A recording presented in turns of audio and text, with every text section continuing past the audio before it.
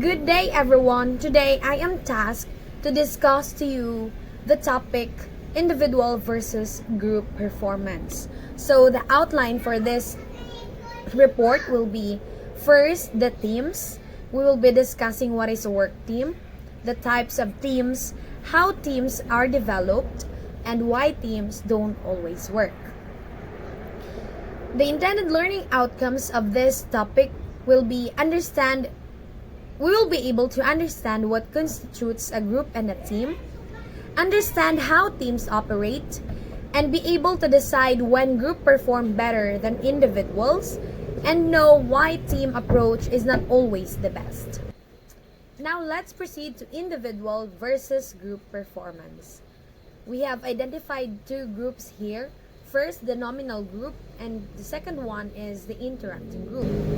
Nominal group is defined as a collection of individuals whose results are pooled but who never interact with one another. For example, is a BPO company. Those who are virtual assistants, they work separately, they have their own client. However, they always want the same goal. They want to have a sale increase. And that's how nominal group work. For interacting group, it is defined as a collection of individuals who work together to perform a task. For example, in engineering department. In engineering department, they work together closely. For example, the architect, the engineer, civil engineer, and their construction workers work together in order to discuss the things, the designs, the materials they needed in order to build up a building. An important decision leader must take it when to assign tasks to individuals, nominal group, or interacting groups. Consensus appears to be that interacting groups will usually outperform individual but do not outperform nominal groups. We also have here the term brainstorming. And brainstorming is defined as a technique in which ideas are generated by people in a group setting. In brainstorming, groups are encouraged to say aloud any and all ideas that come to mind and are not allowed to comment on the ideas until all have given. Comparing individuals' creativity in brainstorming group, they appear to be more creative. However, when comparing the number and quality of ideas created by an interacting group in a brainstorming session, the ideas of nominal groups are more creative and of higher quality than ideas of interacting group. That is according to Kerr and Tinsdale of 2004. De Rosa, Smith, and Hantula of 2007, as well as Dennis and Williams in 2007 in their meta-analysis suggest that such practice is not only cost-effective, but results in more effective performance than face-to-face. So, due to increasing cost of travel, it is increasingly common for groups to meet electronically rather than face-to-face, especially now that we are in a pandemic and we are still limited to have a face-to-face activities. They also found out that electronic brainstorming groups outperform face-to-face interacting groups. The comparison with nominal groups is more complicated. Overall, electronic brainstorming groups and trust is important in jobs that involve working in groups. Nominal groups appear to perform at equal levels when the groups are small, but electronic groups are superior when the group is large. We have also here the polarization that suggests that group members will shift their beliefs to a more extreme version of what they already believe individually. Going back, nominal groups appear to perform at equal levels when the groups are small, but electronic groups are superior when group is large. In a large group number, it will be difficult for us to convene and convenient when we meet electronically, than with those people who are in the nominal group. The superiority of nominal groups over interacting groups may depend on the type of task. Brophy in 1996. The superiority of nominal groups over interacting groups may depend on the type of task. Brophy in 1996 found nominal groups to be most effective with a single brainstorming problem and interacting groups to be most effective with complex problems. Why? Because as we go back to the definition of nominal group, they do not have that much interaction. While in interacting groups, they have more interaction and they can they can have or solicit great ideas which will be used to solve problems. Unlike in nominal groups, we all know that having less interaction with our group mates sometimes leads to miscommunication, and therefore we are only able to create or solve simple problems. That is, if individual group members are on the risky side, the group will make highly risky decisions. If, however, the individual members are conservative or cautious, the group as a whole will extremely be cautious. This is under the polarization. Of course, if we all know that we have this majority decision, we have this majority rule, and if most of the people inside a group or within a group are taking higher risk, therefore the group will automatically or most likely take a high risk. And while on the other hand, if the members are cautious, most of the members are cautious, they will always look up to their actions, and there's a probability that they will be afraid of taking high risk, unlike of those who are groups that are risky. Let's proceed to the next topic, the teams. Teams work best in situations in which A. The job requires high levels of employee interaction. B. A team approach will simplify the job. C. A team can do something an individual cannot. And D. There is time to create a team and properly train team members. Employee work teams have been an idea for many years. In 1970s, they were frequently referred to as quality circles, but their use really took off in 1990s. According to surveys, 72% of Fortune 1000 companies employ teams. So,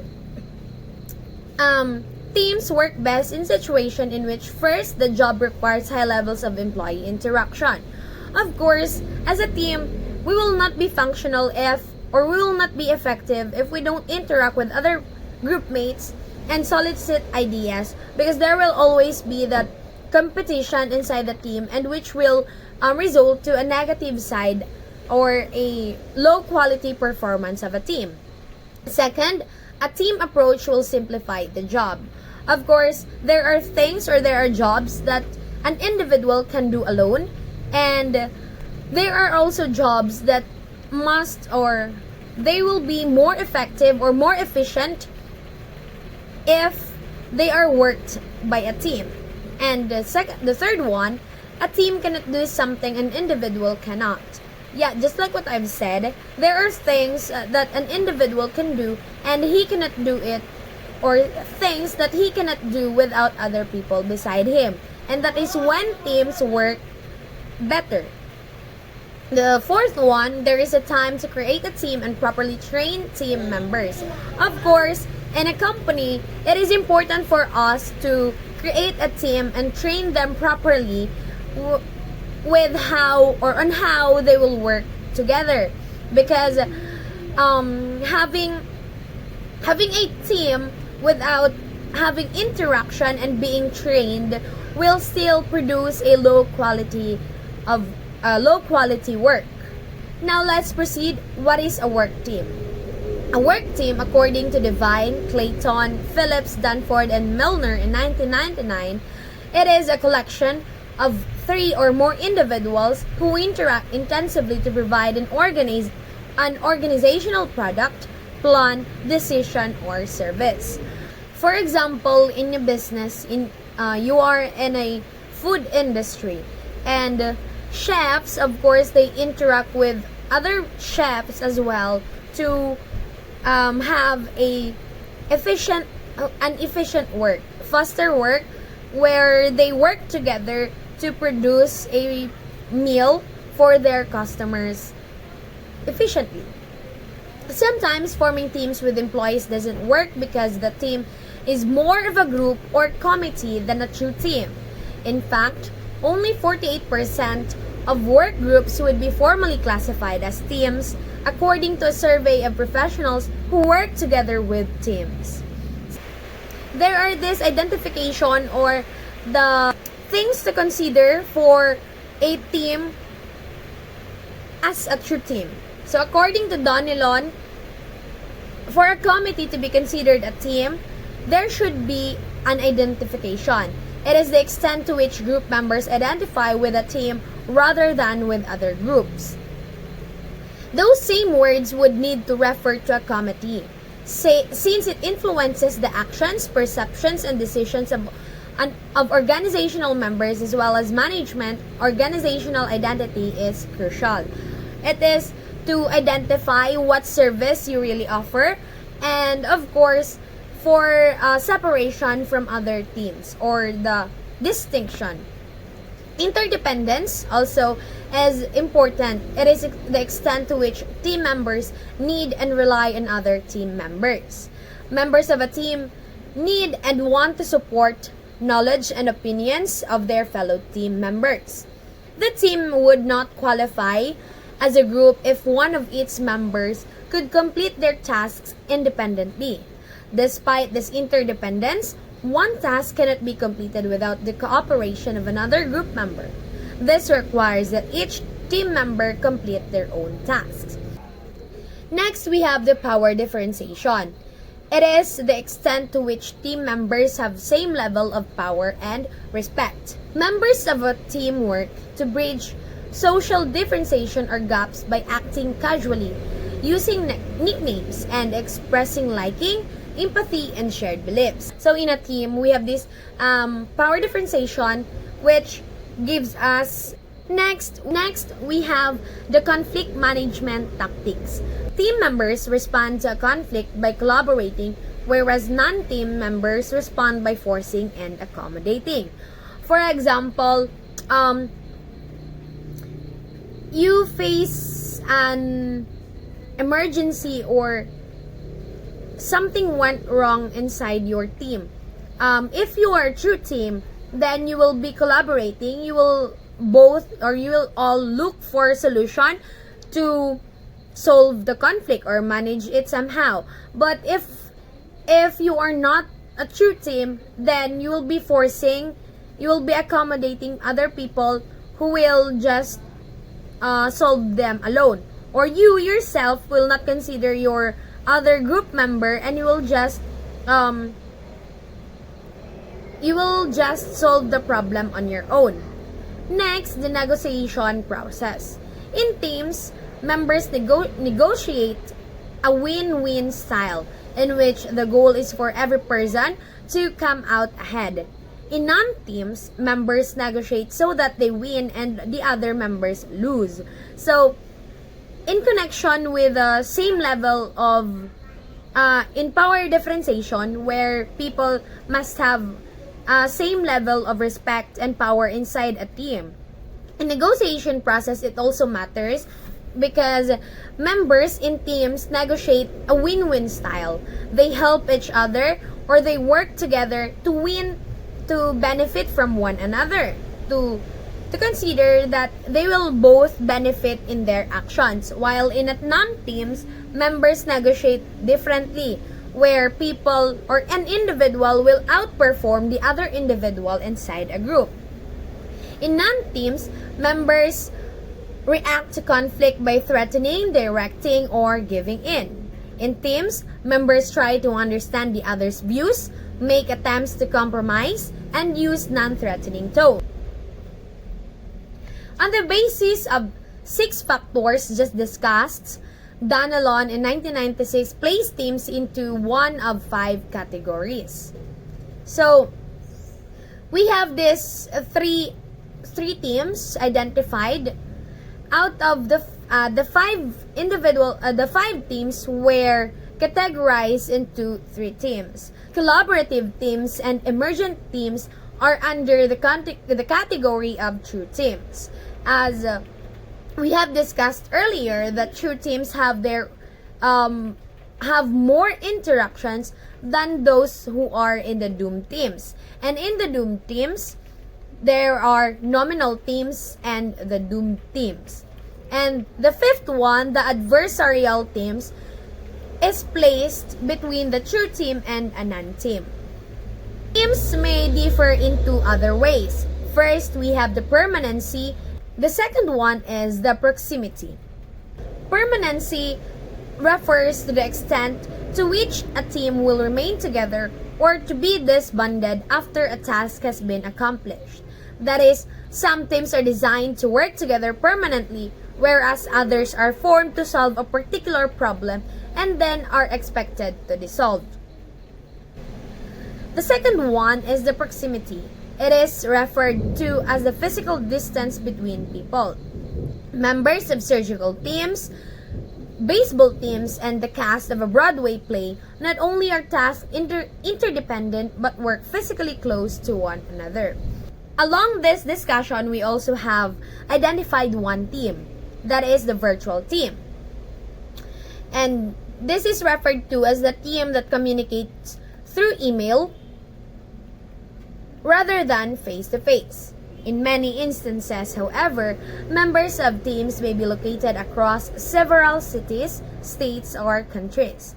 Because of the expense of bringing such teams to the same location, companies like IBM, US Filter, and KDA Softwares are usually or are labeled as virtual teams, whose members carry out their team functions through email, teleconferencing, and computer-based video conferencing.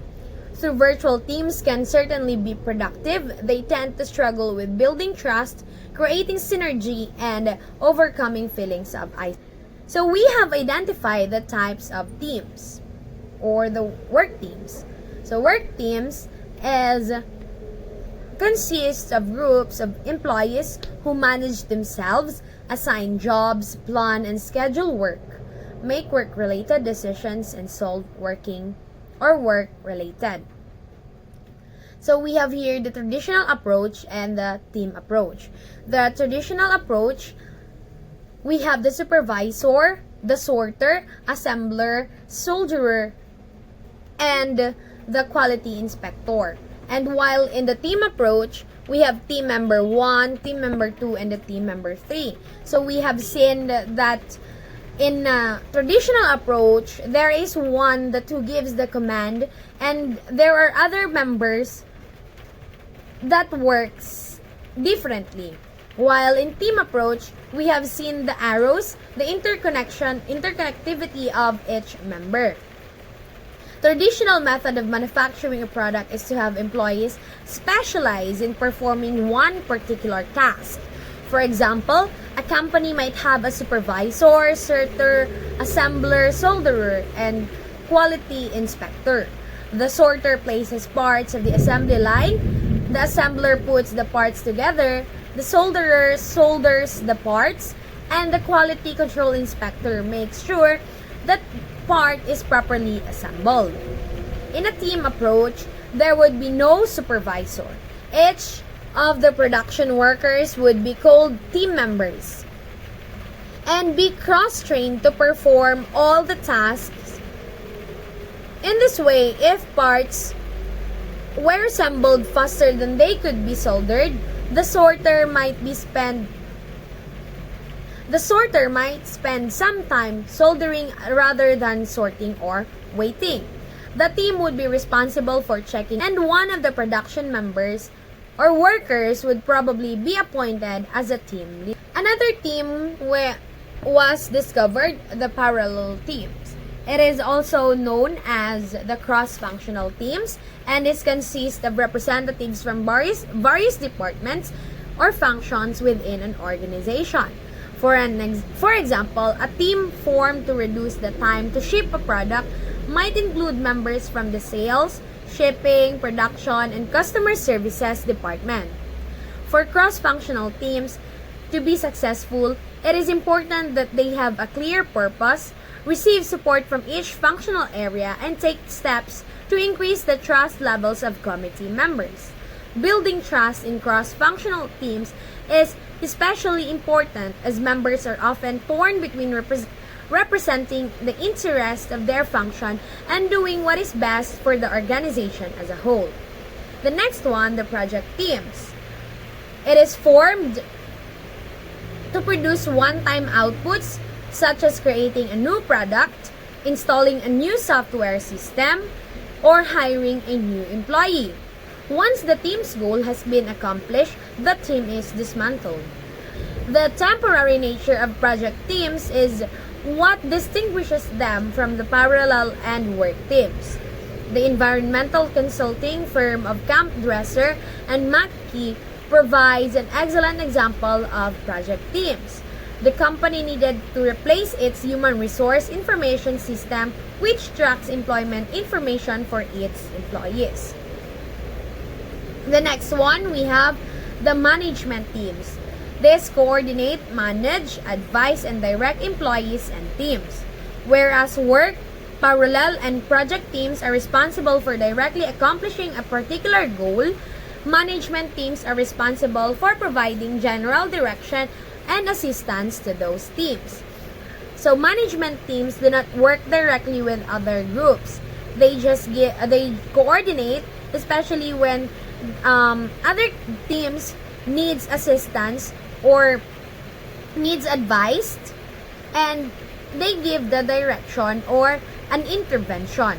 Now let's proceed to how teams are developed. So we have identified 4 stages in developing team. First, we have forming. Second, the storming. Third, norming. And fourth, performing. Forming teams, this is where team members get to know each other and decide what roles each member will play. During the later part of this stage, the team concentrates on clarifying its mission, determining the goals it wants to accomplish, deciding on the task to be done to accomplish their goals, setting rules and procedures, and developing alternative courses of action to reach their goals. Second one is the storming. The good behavior disappears. On an individual level, team members often become frustrated with their roles, show the stress of balancing their previous duties with their new responsibilities, and question whether they have the ability to accomplish the goals set in the forming stage. Interpersonally, team members begin to disagree with one another and to challenge each other's ideas. It is from this tension and conflict that the team often gets the energy to perform well in later stages. So, we cannot deny the fact that after knowing each other in a team, there are times that our ideas, our principles in life will always go against each other. And in storming, this is the stage where we get to disagree or even go against with the ideas of other people inside the team. The third one is the norming stage. The team works toward easing the tension from the storming stage. Team members begin to acknowledge the reality of the team by accepting the team leader and working directly with other team members to solve difficulties. At this point, team members have either accepted their initial roles or just made adjustments to roles for which they are being suited. So, in a team, we cannot be perfect. I mean, we don't have that team where everyone gets to agree with each other in an immediate situation. There are times that it takes time for a team to get along, especially with their principles and their ideas, because everyone wants to help. In norming, it is where we either adjust ourselves and get to understand that there is really that differences, even if we do not want the role, yet we are adjusting. We try to fit ourselves in the role and train ourselves to be better or to be best in that role we are given, and either to accept that we have these differences and the roles we have should be accomplished as well. And the last one, of course, the performing level or the performing stage. This time, the team begins to accomplish its goal. Group members make innovative suggestions, challenge one another without defensive responses, and participate at high levels. During this stage, the team continually monitors its progress towards goals, determines additional resources that might be needed, provides assistance and feedback to team members, and makes necessary strategic adjustments. So in performing stage, it is where we actually do or fulfill our duties as team members and do all the things that are assigned to us. In this stage as well, we accept the facts or the ideas of other people without judging them, without defensing, being defensive, and we participate at higher level. Unlike in the norming stage where our performance is somehow low because it is yet the start of accepting the differences of each team member. And in performing, this is where we apply and we give our best, because it is where we find ways to perform and to accomplish our goals. Although this theory of team development is commonly used, one would imagine there is tremendous variation in how given team will develop. An alternate theory called punctuated equilibrium suggests that rather than forming in stages, teams develop in direction and strategy in the first meeting, follow this direction for a period of time, and then drastically revise their strategy about halfway the life of the team. So, this team development theory is somehow alternated by the theory punctuated equilibrium, where instead of forming into stages, there is the team develop direction or the way where they are going and the strategy. They get the strategy first, and along the way they get to know each other, and in a long period of time they will follow that direction that they made or the roadmap of their team. And then if ever there is the inconsistency or the direction they have made will not fit on the situation they are in, they will revise the strategy, or they will always have the plan B just to fulfill their goals as a team. Next, we have the question, why teams don't always work? Given that the scientific literature suggests that teams are seldom more effective than individuals, there has been an abundance of advice in the literature about how to create successful teams. So here are the reasons why teams don't always work. First, we have the team is not a team. Consistent with the previous discussion, teams often aren't successful because they are teams in name only.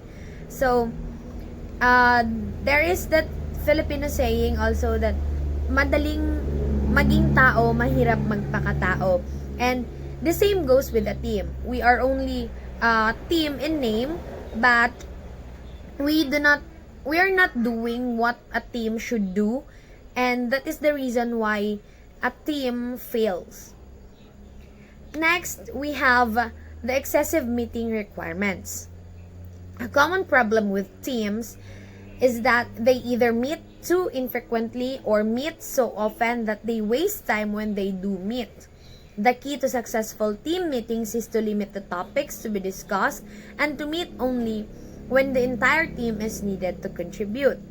Um, we know that in a team, there are people, or most of the team members are not into, they do not go to meetings every time that there is a meeting, because they will say, meeting na naman, ganito, ganyan, yung the topics are unending, and yet the problem is not yet solved.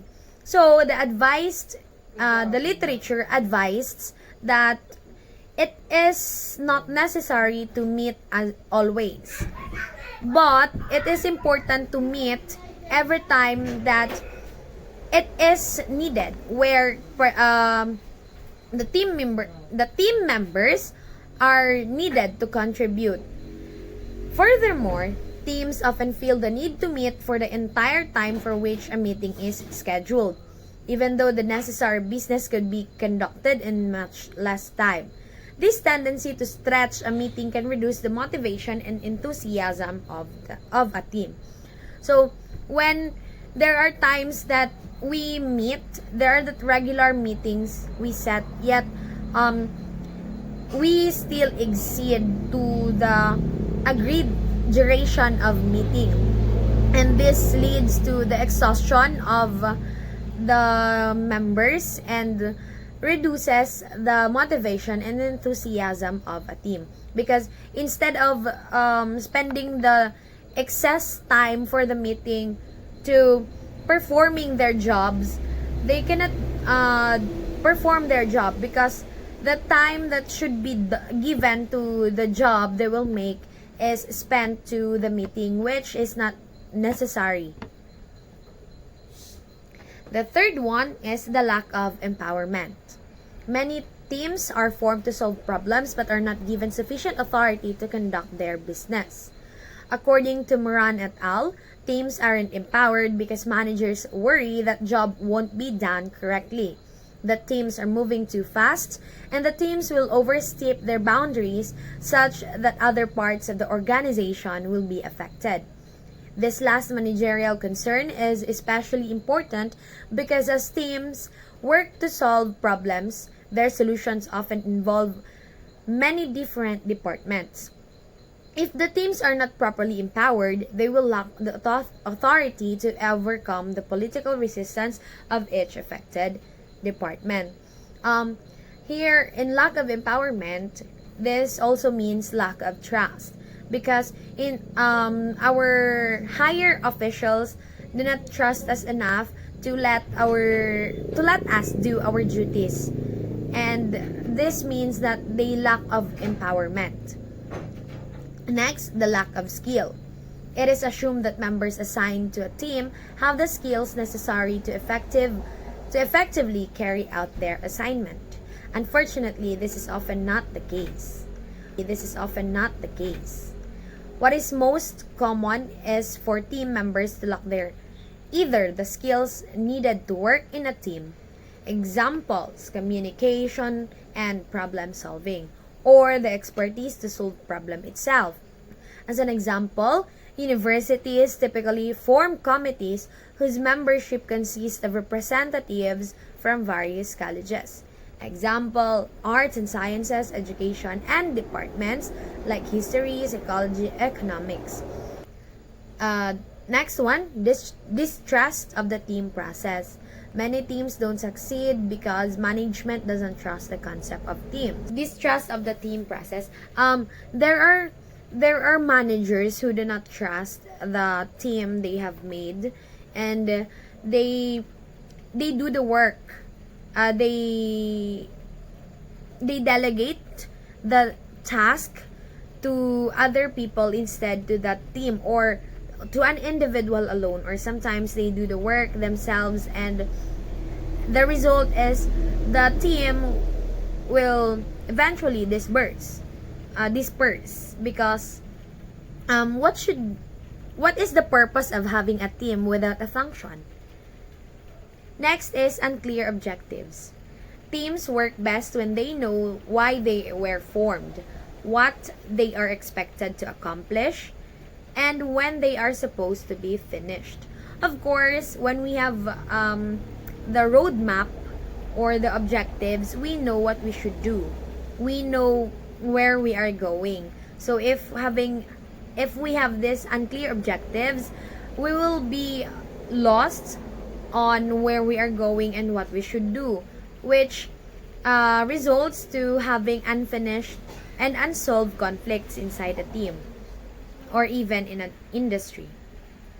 A study by the consulting firm Zinger Miller found that in organizations in which top management was not enthusiastic about the team approach, only 49% of the teams made satisfactory progress. However, in teams with supportive management, 84% made satisfactory progress. Some of this distrust comes from managers being unwilling to give up any authority. Managers too need to be trained in the team's process if the team concept is going to survive. Though this would all seem obvious, you would be surprised at how many teams aren't sure what they're supposed to do. As an example, in a university committee entitled Committee on Student Evaluation of Faculty, they spent most of the time during their first few meetings asking, what are we supposed to do? Are we supposed to design a new evaluation instrument? And do we make decisions or do we just make recommendations? It took almost a month to get clarification, and during the time the committee made no progress, its members became frustrated and attendance dropped. Of course, we people will not choose to waste our time on things that we don't know or we are not sure about. So, if a team do not have if the team have unclear objectives, then there's that big tendency that the team members will just leave the team because they are not willing to spend their time for nothing. So that's the end of my topic. Thank you so much for listening. If you have questions, don't hesitate to ask. I am very willing to answer your questions. Once again, thank you so much and good day everyone.